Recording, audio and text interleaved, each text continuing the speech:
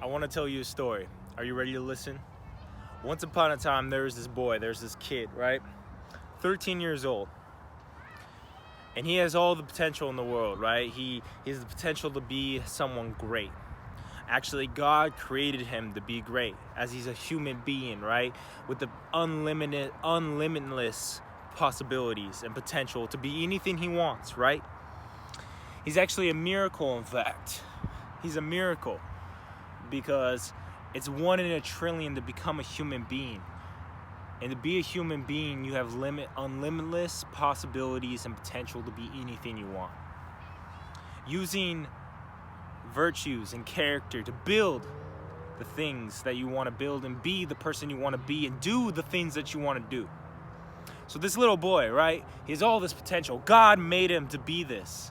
And he's wandering through life, listening to the people who surround him, his family, his parents, his friends, and being in school, listening to teachers.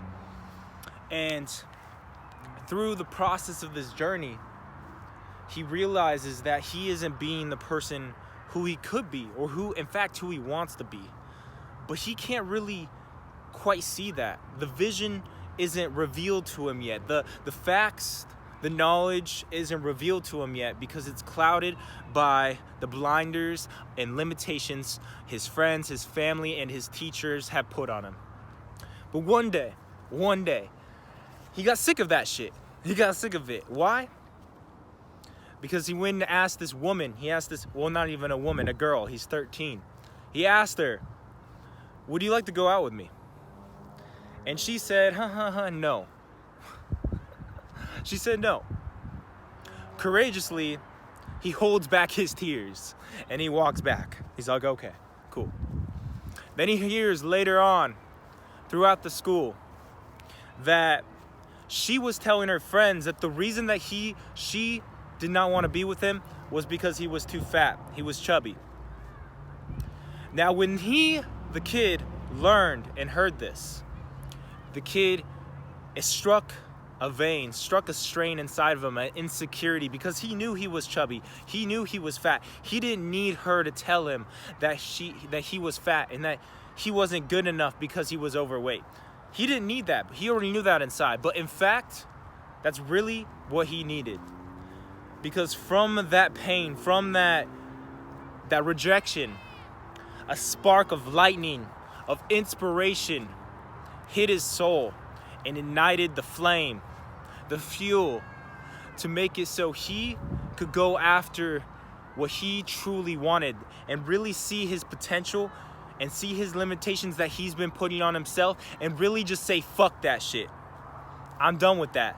I'm done with that. So once that inspiration hit him and that fuel was ignited, he started on his own journey to become a better version of himself, to be the type of person that wouldn't happen to, and that those words and those thoughts wouldn't be thought about him. He started running every single day around the block. He started playing basketball 6 to 7 to 8 hours a day, only eating salads and doing hundreds and hundreds of push-ups every single day because he was tired of that bullshit.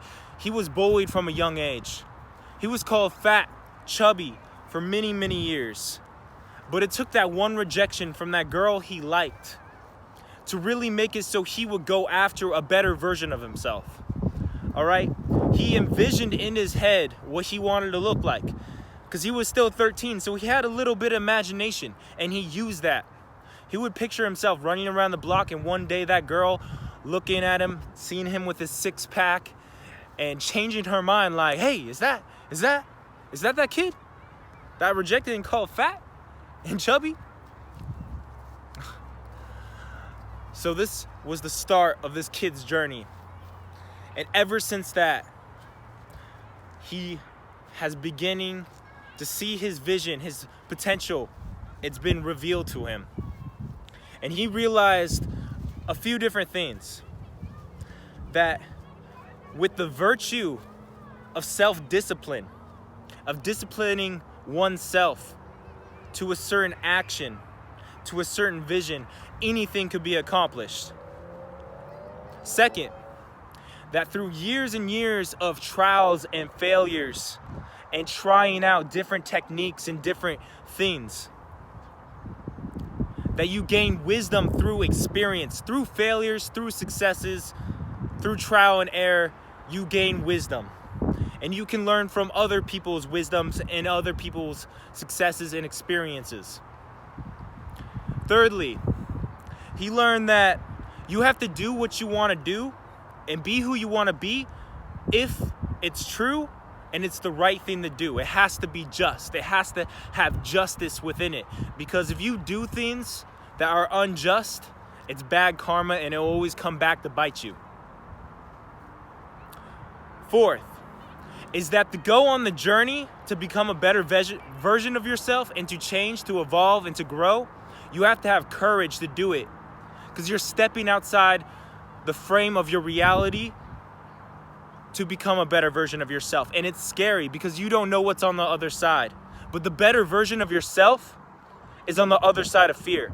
So you have to have courage and take the step forward to become the better you. To get the girl, you have to go talk to the girl. And you have to overcome that little bit of nervousness and energy holding you back. To be a leader, you have to step into it. And you have to be courageously stepping into it because the fear is going to be there. It's not that you are fearless and you're not afraid. It's that you have more courage than you do have fear.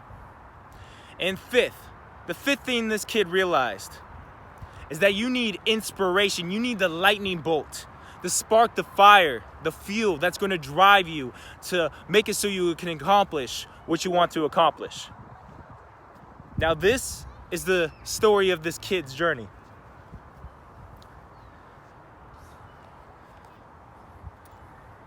And I'm that kid.